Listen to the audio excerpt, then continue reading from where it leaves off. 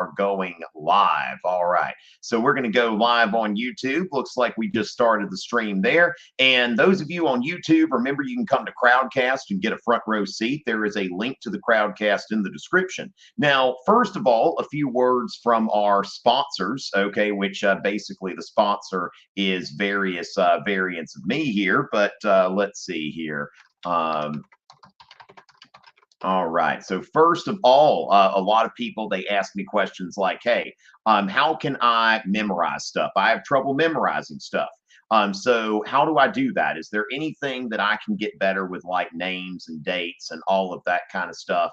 So actually, I had this thing ready to come up, and just give me just 1 second to find my little promo. Okay. Getting back into the exam season. Don't you love it? Okay. Let me just figure out where this went. Okay, so let's see. Okay, there we okay. There we go. All right. Nope. Sorry about that.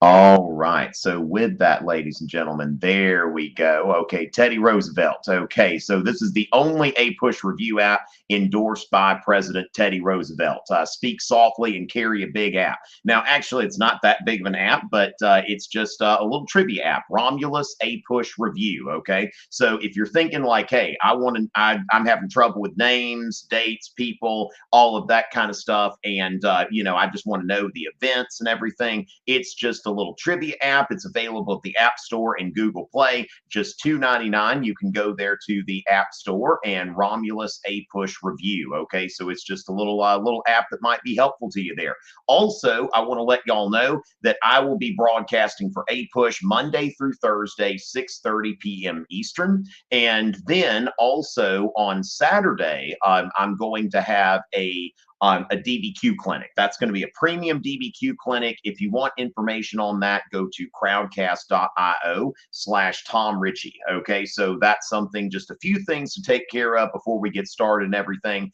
And let's go ahead and start taking some questions. Okay, so let's go ahead and get some questions out there. Whether you're on YouTube, now if you're in the Crowdcast audience, you can ask a question. You can upvote people's questions, but I will be checking the YouTube once in a while too. Football, glad to see that. All right. So with that, let's go ahead and see what it is y'all want to focus on. All right. So with that, yes, Sam, apps cost money. It's just a little $2.99 app. That's just a recommendation. Okay. So yeah, if you want the app, you can go over to the App Store. So yes. All right. So with that, we've answered that. So all of that, let's go ahead, and we don't have anything coming out as far as questions. So let's go ahead and start from the very beginning. Okay. So we're going to go ahead and start from the very beginning and take a look at Native American cultures. Okay. So of course I've got a video on this.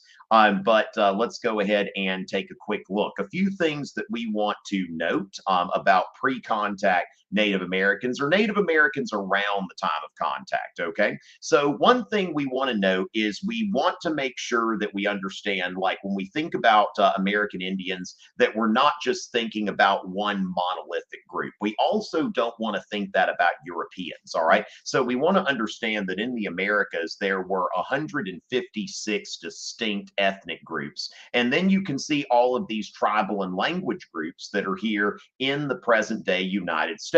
Now, you don't have to necessarily know all of these tribes. I don't know a lot of myself, but you do need to know the basic culture groups. Okay, when we're thinking about the Native American culture groups and what we're going to see there. Okay, so as far as that goes, in the Southeast and Northeast, now one thing that we want to note, a lot of times the American Indian stereotype is the Plains Indian, who is, you know, hunting and gathering and just moving from place to place, chasing the bison.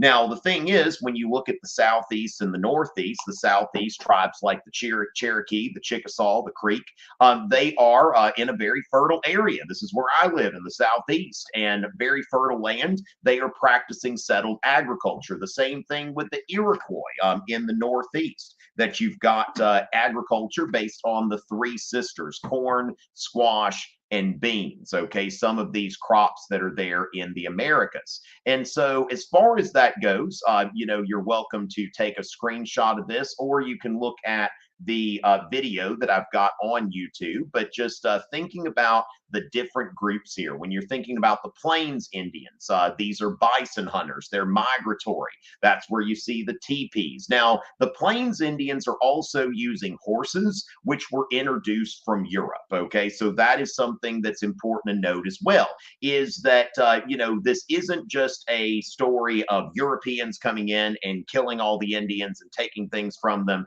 that there are legitimate exchanges going on between Europeans and natives, and one of those being the horses. The Plains Indians, the horse, which is brought from Europe in the Columbian Exchange, very much revolutionizes their way of life. And then, of course, corn agriculture, or as they say in Spanish, maize.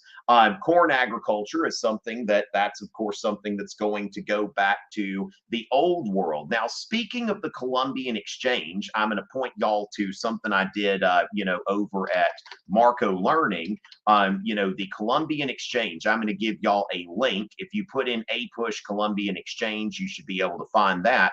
If you go into Google, this is loading right now. So let me go ahead and get this here, and I'm going to share this link here. So with this, all right. So as far as that goes, we'll put that over there, and then go ahead and put something over here. All right, Andrew Jackson.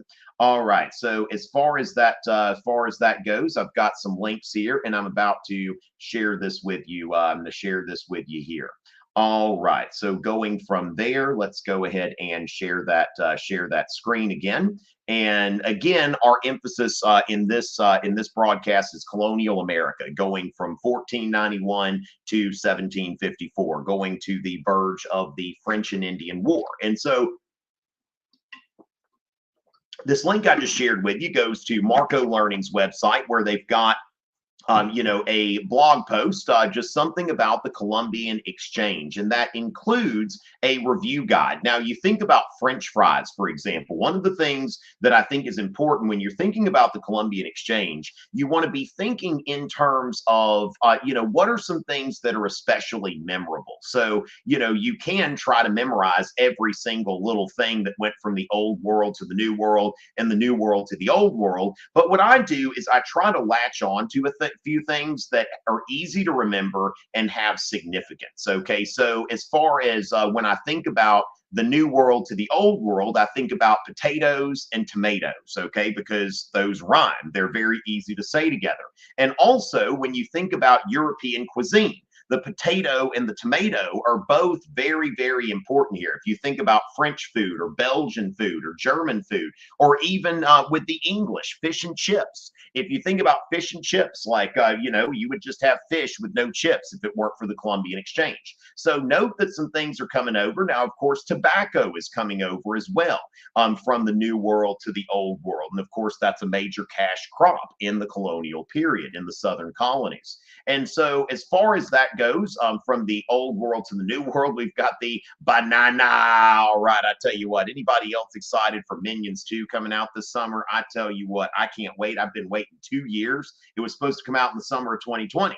So now the thing is, you see that going from the Old World to the New World, you see some crops like banana, and then you see sugarcane, which didn't originate in the New World, but it grew very well. Bananas and sugarcane, they grow very well in Central America and the Caribbean, respectively. Now, also, when we think about livestock, cows, horses, sheep, pigs, all of these things, in fact, the idea of livestock, the very idea of livestock is something that was alien to the Americas. Like, basically, as far as American Indians were concerned, there were animals that were alive, and then when you killed them in the hunt if you wanted to eat.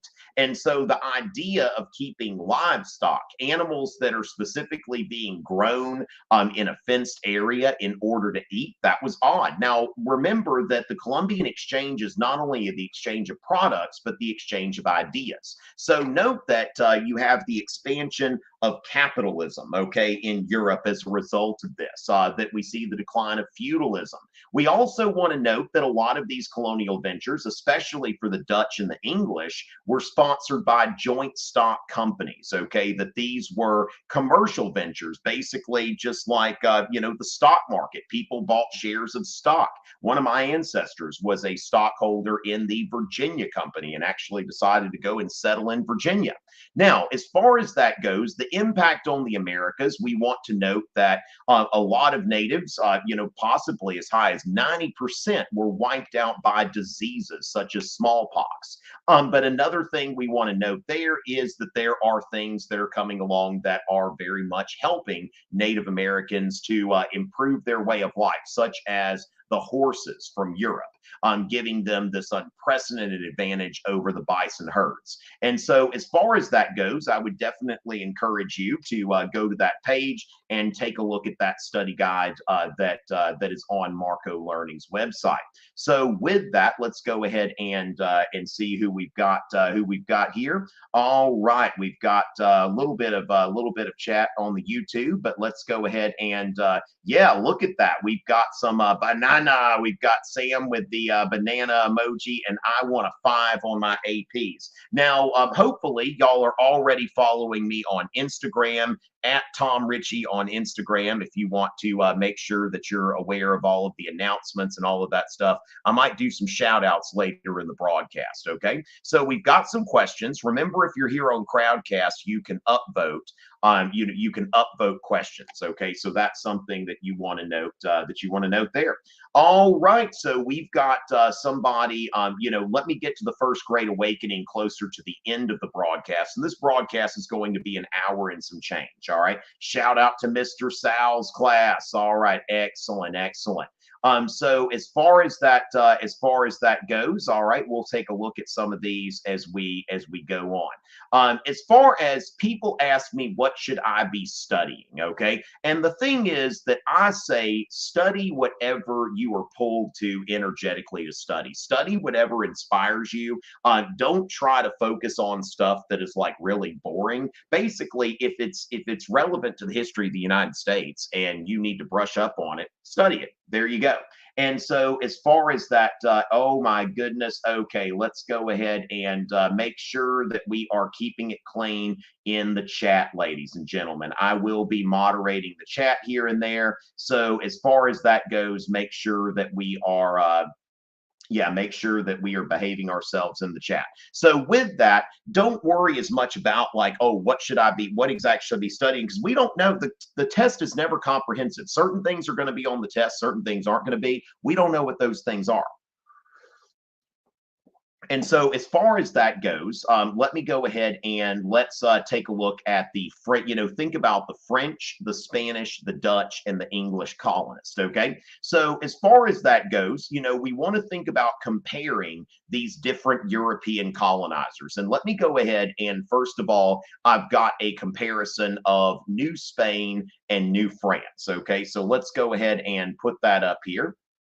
And let's go ahead and share the screen again. Remember, Romulus APUSH Review is available on the App Store and on the Google Play Store. Just a little trivia app that I made a few years ago that a lot of people say is very helpful for studying for APUSH. Now, let's think about like what we're going to do when we're thinking about the Spanish and the French. Okay, the Spanish are in Mexico, California, the southwestern United States, and Florida.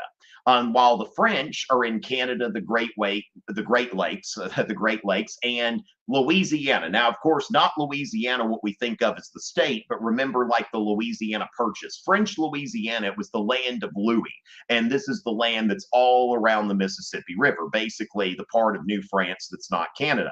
Now, notice that Spain and France are both Catholic, okay, and also that they are evangelizing, okay? So one thing that we want to note about France and Spain is that they're both Catholic countries, and both of their governments are saying that Christianization of the natives is a top priority for the government. Now, that is not to say that the British and the Dutch did not have any missionaries or anything like that. Certainly that there are English and Dutch missionaries, but at the same time, it is not one of the main purposes. Okay, so basically both the Spanish and the French, they are, as part of their goal for the colonization is to Christianize the natives. Okay, so then we want to note that their economic activities are different, and this affects how they relate to the natives. That the Spanish, they were conquering the New World. They sent conquistadors,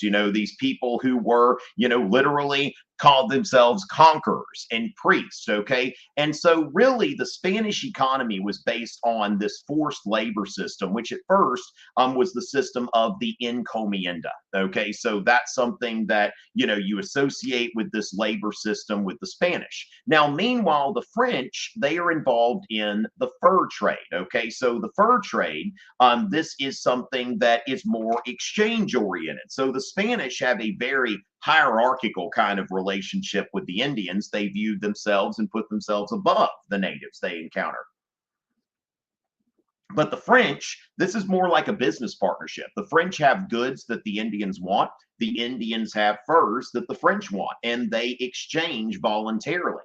And so this is a relationship. While the French are trying to, spread their religion, the French actually see, while the Spanish, they set up missions and they teach the Indians the Spanish language. The French Jesuits, who are evangelizing natives in Canada, they learn the native languages, and they go and they live among the natives, and they try to evangelize the natives voluntarily. Now, one thing that we see here, that the Spanish and the French both sent few colonists, okay? And that's, of course, what sets them apart from the English, that the English send colonists in droves, and the English send colonists with families, okay, and the English want to farm. So these are some things that we'll think about when we're comparing some of these European colonizers. And if you're comparing, remember, you want to think about both similarities and differences. Okay, so that is something that is that is very important there. Now, as far as that goes, I also want to make a note here. Let's see, I'm trying to find something that trying to find a folder here. There's something I want to pull up as well. Let me just see if I can find this. Let's see. Okay, because there are two things that actually show up in the course and exam description that I want to make sure that we're drawing specific attention to. This is something that's not in a finished form, but both of these things are mentioned in the course and exam description. Shout out to Miss Souza. All right, excellent, excellent. So we gave Miss Souza a shout out here, and let me make sure that I am caught up in the chat. Okay, so with that, let me just go ahead and note a couple specific examples of Native American resistance to European colonization. Okay, so one of those was the Pueblo Revolt. Now, that happened in the southwestern United States, in present-day New Mexico, and basically King Philip's War, which was in New England. Now, both the Pueblo Revolt and King Philip's War, these are 17th century resistance movements from Native Americans. Now, they were both precipitated by executions of natives by hanging, like the immediate catalyst for that. Both involve coalition building between native groups. And also, we want to note that in neither case did all of the area natives join the uprising. So again, we want to note that it's not natives versus Europeans, Europeans united against natives, natives united against Europeans. This is all kinds of groups that are fitting together with, their different alliances based on self-interest. And so the Pueblo Revolt occurred in New Mexico in August of 1680. And this was basically, in response to the Spanish attempts to eradicate the indigenous religions. And this was a native victory. The Spanish abandoned New Mexico, or at least that part of New Mexico, for about 12 years. And when the Spanish came back, they did not push their religious beliefs quite as hard. Now, King Philip's War is a war in New England, and this was resistance to English colonial, expansion. Which when the English showed up, the thing is that the English did not try to evangelize the natives, force their religion on them or anything, but they're like, look, we're trying to farm, get out of our way. And so this is a colonial victory, and it results in a permanent weakening of native tribes in New England. So you want to make sure that you're familiar with these, because again, these are in the blue boxes in the course and exam description. You could be called upon to remember them. So we want to make sure that that is there. We've got, we've got some folks here. We've got shout out to Mr. Monk and Mr. Demarian and Miss Barrett's class. All right, excellent. We got folks coming from Maryland, California, Pakistan, and New York, the Empire State. Okay, excellent. Glad to, so glad to see this. And let me go ahead and check for, any new Instagram followers. See if we've see what we've got here. And let's see, we've got Pearl Carp, we've got SDC Sam Cook, LaJoyne period E, Daniel Throne 25, and Ben Carr Powich. All right, thank y'all so much for your support there.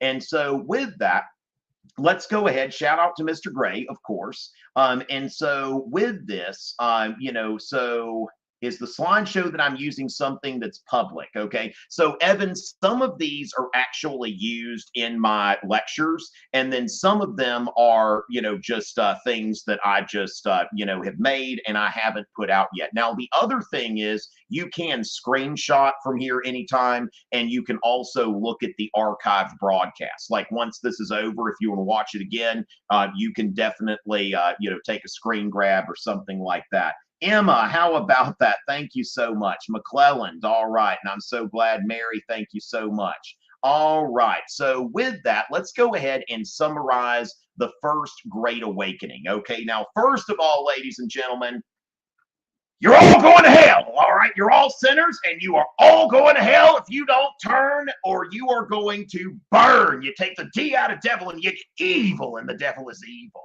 You take the E out of evil and you get vile. The devil is vile. You take the V out of vile and you get ill. The devil is ill.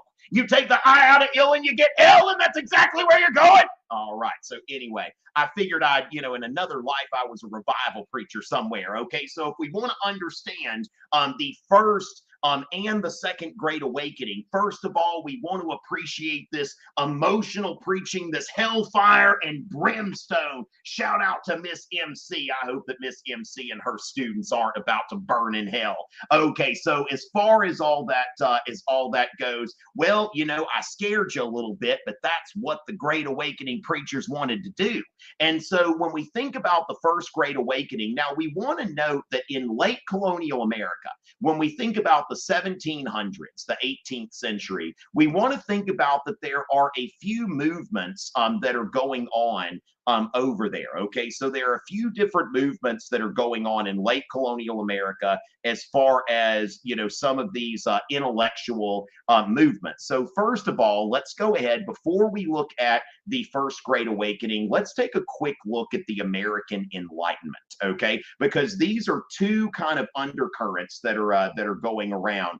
So let's go ahead and first look at the Enlightenment, and then we'll look at the First Great Awakening, okay? So, and this is a video. I've got the full lecture on my on the YouTube channel here. Okay, I'm talking about my YouTube channel like somewhere else, but it's out there in public. You know where to find it. So the American Enlightenment. Now, any of y'all that have taken AP Euro in the past, you know that the Enlightenment was an 18th century European intellectual movement. The focus of the Enlightenment is on rational thinking. Okay, so rational thinking, and it is downplaying the role of emotions. Okay, because basically it's a way of looking at things that we discover knowledge through rational processes, and that emotions, get in the way. They don't lead to the discovery of knowledge.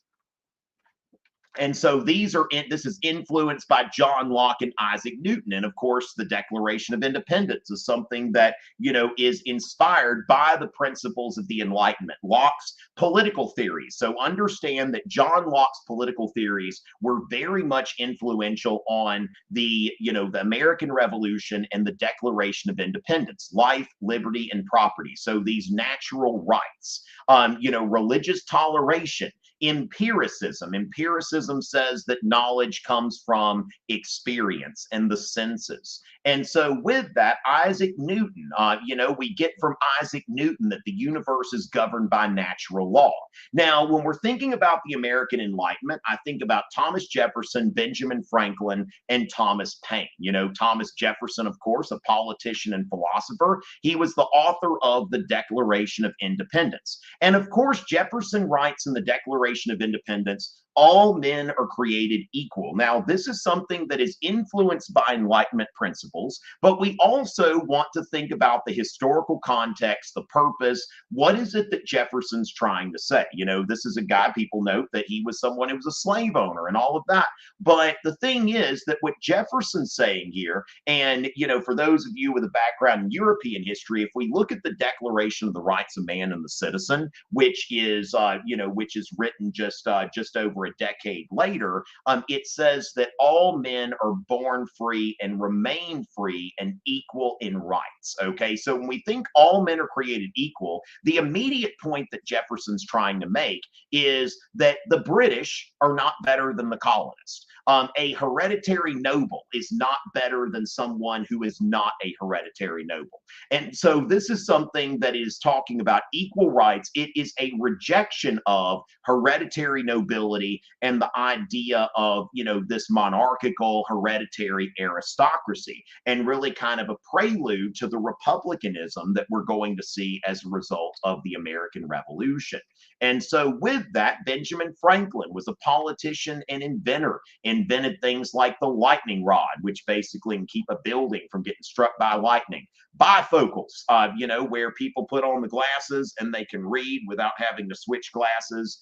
Thomas Paine. Now, remember, Thomas Paine is really, I would say, one of the first professional revolutionaries. That he came from Britain and came to the United States, and he wrote several books. Now, these use the language of the Enlightenment, common sense, okay, that basically we learn from the senses, the rights of man. The Enlightenment is about focusing on people's natural rights of life, liberty, and property. The age of reason, okay? Reason rather than emotion.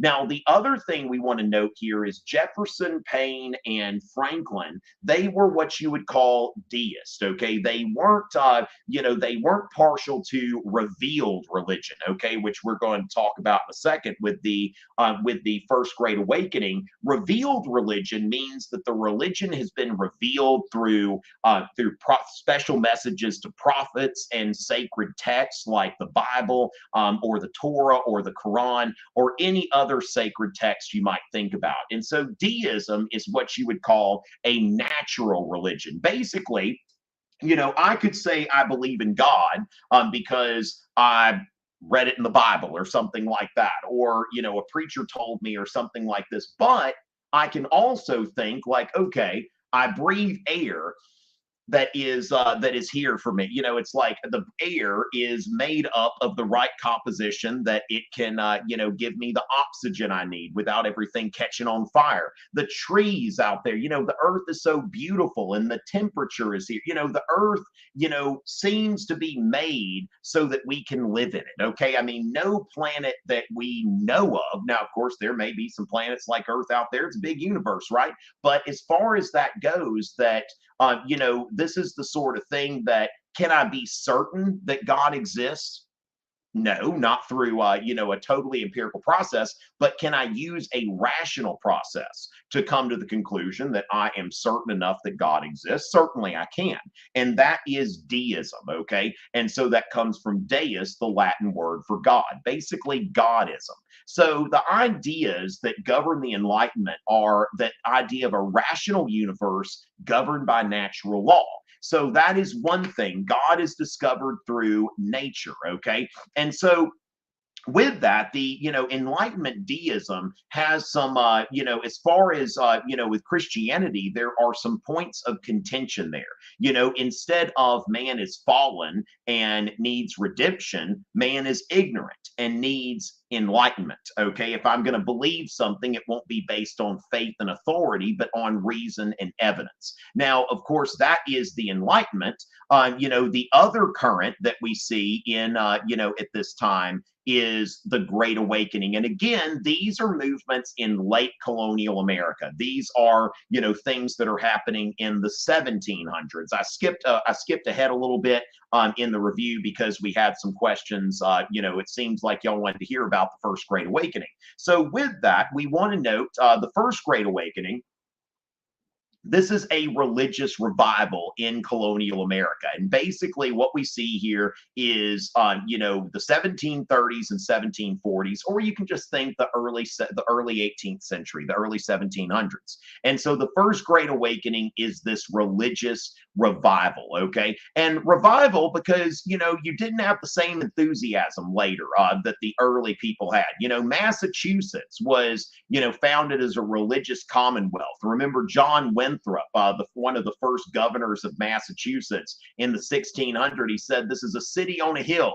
They founded Harvard College to glorify God, but they kind of lost their fervor. And so revival, okay? Now, revival preaching, if you've never had the chance to hear some good revival preaching, go try to hear some, because this is about fire and brimstone, turn or burn, okay? And so the heart of evangelical religion is this conversion experience, okay? That basically at some point, God is going to, convert you. God is going to have that emotional impact on you. Now, one of the things about the First Great Awakening, it's very heavily influenced by Calvinism. So that's something to think about there. Now, when we think about the First and the Second Great Awakening, this is something that the two have in common, that evangelical Christianity, okay? So Methodism is a movement within Anglicanism led by John Wesley. And the focus here is on personal conversion, okay? Whereas when you look at like traditional, like mainline Christian denominations, it's basically you're baptized, you're raised a Christian, but Methodism, it focuses on this conversion experience. And that is the whole basis of evangelical religion, that you're not just born into Christianity, you have to at some point convert, okay, even if you're born into a Christian family. And so also note itinerancy, okay? So we see in the First Great Awakening that these preachers, they're itinerant. They have an itinerary. They travel. They go from place to place. Now, perhaps the most famous itinerant preacher was George Whitefield. If you want to say Whitefield, it's a written test, right? Who was an English minister. He made emotional appeals, okay? And now Whitefield had something of a cross eye. So you see here where he's being painted there, it's like he looks cross-eyed. That's because he was. Now his hands are out there. You see this woman looks like she's about to faint, okay? And so he's making these very, very emotional appeals, and he made 7 visits to the colonies. And this is not just like jump in a plane and fly to the colonies. Like he made 7 voyages back and forth and would preach from New England to Georgia. And he founded an orphanage in Georgia, which is like the oldest charity in in America today. And Benjamin Franklin, who was an Enlightenment deist type, he would go when George Whitefield was in Philadelphia. Benjamin Franklin would go for just he wanted to see what was going on and wanted to be entertained a bit. And so he said it seemed as if all the world were growing religious, so that one could not walk through the town in an evening without hearing psalms sung in different families of every street, okay? Now, one thing we want to note here is the First Great Awakening also represents the Columbian Exchange and the Atlantic Exchange. So one thing to think about, one thing that I notice on the exam, when you think about things like the Columbian Exchange and the Atlantic world, it's not just about the exchange of goods. It's also about the exchange exchange of ideas. So when we think about the First Great Awakening, we want to note that this is something that's happening in Britain, and it's also happening throughout the colonies. It is not, and that's the same with the Second Great Awakening. The Second Great Awakening is not just in one section of the United States or anything like that. It is throughout the United States. So we see here that this is a phenomenon in the English-speaking world. So it's something, your exam likes to talk about the exchange of ideas and the exchanges in the Atlantic world. They use all their vague language and all that, but that's what it's getting into. Now, possibly the most famous sermon that was ever preached in the First Great Awakening was Jonathan Edwards' Sinners in the Hands of an Angry God, okay? And this has a lot of Calvinist undertones when you think about you are in God's hands, okay? God has you hanging by a thread. It's not about you as much. Now, Second Great Awakening, it gets to be more about you, okay? More about the decision you're going to make. But when you read Sinners in the Hands of an Angry God, this is much more focused on God than it is on you. Now, we want to note as well that there are divisions that are created by the First Great Awakening. The old lights and the new lights. The old lights are more established types, whereas the new lights, these are people who are getting on board with the First Great Awakening. And part of the reason why there's a lot of open-aired preaching is because a lot of times the Great Awakening preachers, they weren't allowed to come into the churches. Like the established churches, the old light congregations, they didn't want these preachers coming inside. So George Whitefield was known for addressing crowds of thousands, outside before you had microphones and stuff like that. So with that, that gets us into the into the First Great Awakening. I think we can effectively check that off. Okay. And as far as that goes, you don't necessarily study for the LEQ, Hannah. The LEQ is basically you learn how to write that organized essay, basically making sure that you've got, a thesis statement, that your paragraphs begin with topic sentences, that you're using specific evidence, and then the LEQ, you plug in whatever you're going to plug in. Now, if y'all are concerned about writing a DBQ or an LEQ, that's getting a little bit. All right, that's getting a little bit late for that sort of thing. But with that, yeah, you don't study for the LEQ. Now, what were the most important acts of the earlier years? Okay, so one thing that I think would note here that we would remember the Navigation Acts, which were passed by Parliament in the 1600s, and this was about this was something this was about about mercantilism, basically making sure that British colonies traded with other, with other British ports and that sort of thing. So going from there, I think we've got a few more follows on Instagram. Katniss 2017, Morgan, Ciara, Narmstrong 12, and Char Maroney. Welcome. Okay, so the Navigation Acts, you want to associate that with mercantilism. Now, before the French and Indian War, remember those weren't really enforced. Okay, so going from there, let's go ahead and think about this. Okay, so Sophia, I already did talk about the Age of Enlightenment, so hopefully you found that helpful. All right, and so going from there, the differences and similarities between the First and Second Great Awakening, since we were just talking about the First Great Awakening, both the First and Second Great Awakening are focusing on they're basically Protestant evangelical Christian revivals. Both of them focus on this emotional fire and brimstone preaching. Okay, and then another thing that they have in common is that they're both leading to the growth of evangelical non-traditional denominations such as Baptist and Methodist. Okay, so those are some things that we see there. And then one thing about the first and second Great Awakening, the second Great Awakening, we want to make sure that we tie that in as being associated with a lot of the antebellum reform movements. Okay, so that's something that's going to be very important there in terms of, the second Great Awakening is very much focusing on, I mean, it's leading to and inspiring the abolitionist movement and the temperance movement, especially. So those are some things that I would say are, are very important there. All right. Will the stream be available to watch later? Yes. Okay, that will be available to watch later.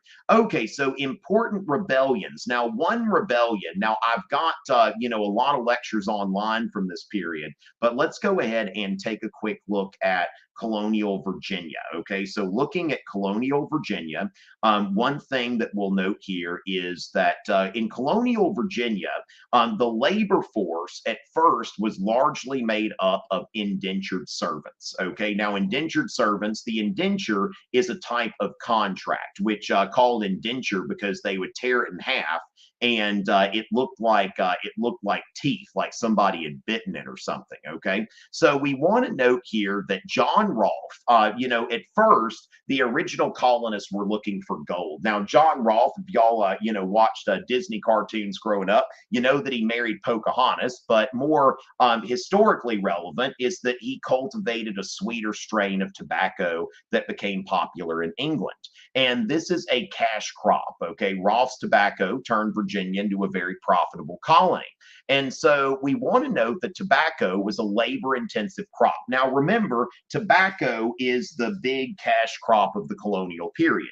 If you get a question, one of the things that they often like to do on the multiple choice is they like to use things from different periods. So if we've got a question about colonial America and you see something about cotton, that's wrong. Okay, but tobacco is the big crop there. Now, labor intensive, indentured servants, these poor Europeans who basically agreed to a fixed term of labor so that they could get their passage across the Atlantic. And so with that, that's because of that indenture contract. And then in 1619, you see the first 20 African slaves arrive in the colonies. And so slavery becomes later on more institutionalized in Virginia. Now, let me show you this. Now, 1619, that's only 20 slaves. We don't see slavery catch on immediately. Okay, so throughout most of the early 1600s, you can see here that slavery is not the dominant labor force. Now, you see it starts to grow after 1650, and especially in the last quarter of the 17th century. From 1675 on, you see African slavery becoming the dominant labor force. Now, that as far as causation there, that is partly due to Bacon's rebellion. Okay, so what would happen is indentured servants, when they would finish their term of indenture, they'd get some land that they could farm, but that land tended to be in the back country. And so Nathaniel Bacon leads these backcountry settlers, mostly former indentured servants, that they lead an armed rebellion against the government. They say that the government that's dominated by these tidewater planters is not looking out for them. So they go and, they take arms, they burn Jamestown, and, that's about that. Okay. But what we see there is Bacon's rebellion is often cited as a reason that you see that, okay, after Bacon's rebellion, you see an increased preference for slavery as the labor force. Okay, so as far as that goes, that's the Virginia colony. Now we also want to think about, we're thinking about the New England, Middle, and Southern colonies. Okay, so the Southern colonies, or about cash crops. Okay, in Virginia, you're looking at tobacco as the number one cash crop. Then, if you go to like South Carolina, you're going to find rice and indigo. So we're looking at cash crops in the South. Now, also the South was a hierarchy. A hierarchy. In the sense that land ownership mattered a lot. Okay, so land ownership was a big deal, and that made you somebody there. Okay, so as far as that goes, that if you owned a lot of land, that meant that you were probably high up in the community. Whereas New England, because New England didn't have great farmland, there was more of a democratic kind of political culture based on town meetings. New England, you've got agriculture in New England, but it's more subsistence agriculture. Now, subsistence agriculture means that New Englanders have farms and they're growing enough to eat, but they're not growing enough to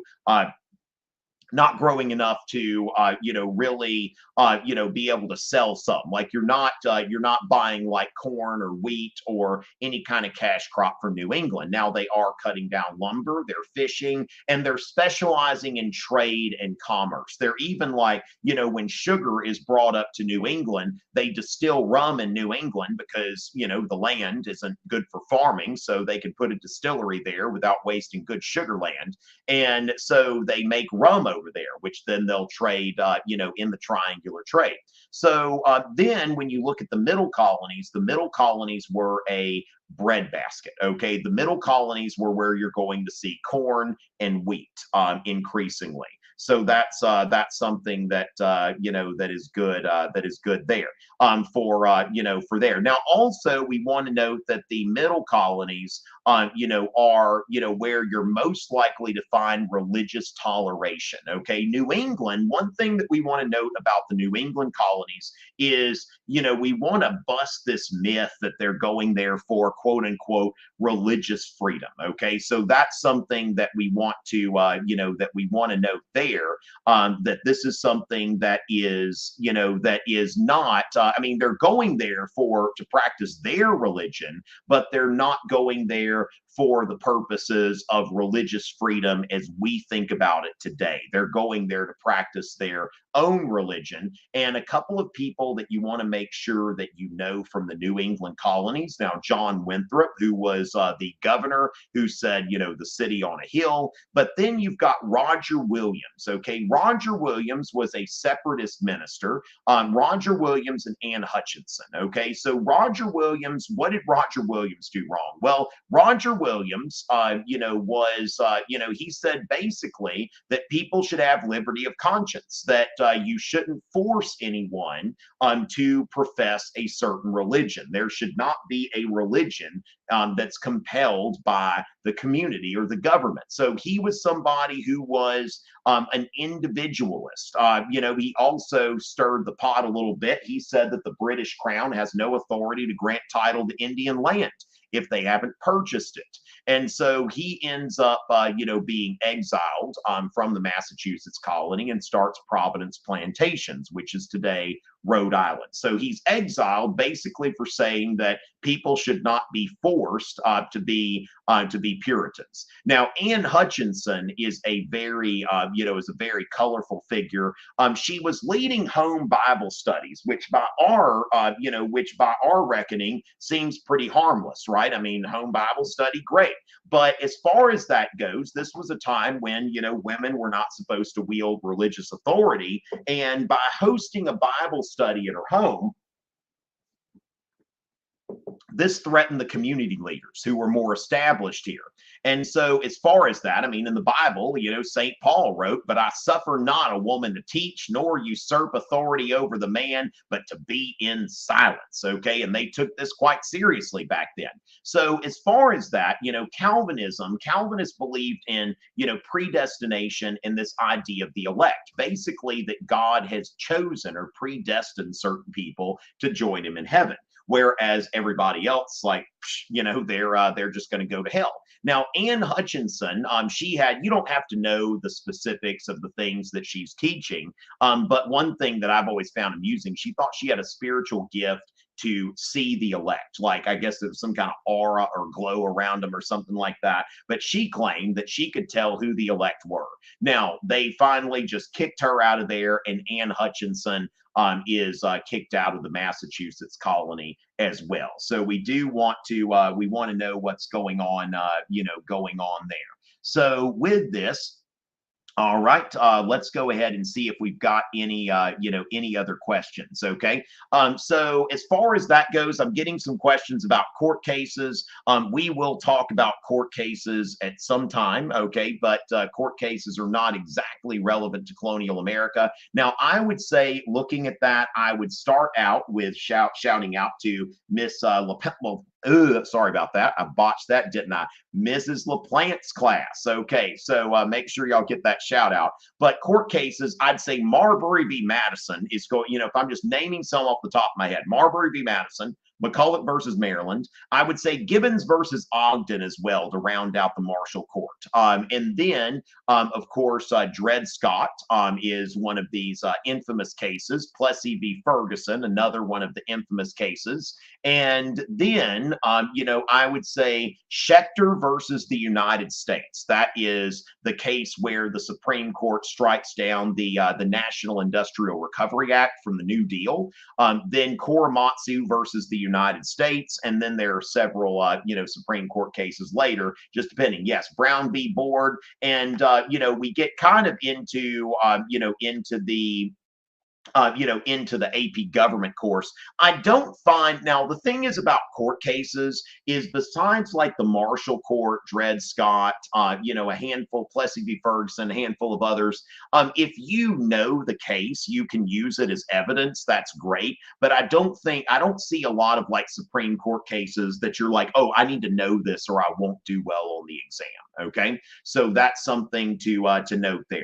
All right. So as far as that, and again, I don't think that the topic that you study is as important as the fact that you are studying. Okay. That I think that, the time you're spending studying and the amount of focus that time has. So are you parceling off like hours that you're going to be, now give yourself a break like every 20 minutes or so, like, consider doing like 25 on, 5 off, or maybe 20 on, 10 off. Like if you're like, hey, you know what, I'm going to put my phone in the other room, I'm going to go in for 20 minutes of hard studying, and then I'm going to I'm going to go play Fortnite for 10 minutes or something like that, and then I'm going to do another 20. Like, the thing is, parcel out your time. Know your strengths. Know if you learn better. Know if you learn better.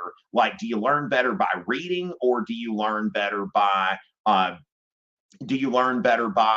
like watching videos and stuff? And also make it as active as possible. Don't read your textbook like it's Harry Potter or something like that. Okay, so don't read your textbook like it's Harry Potter. Make some notes, whether you're watching, review lectures, or whether you're reading the text. Make sure that you're making notes, that you're making this, something there. Okay.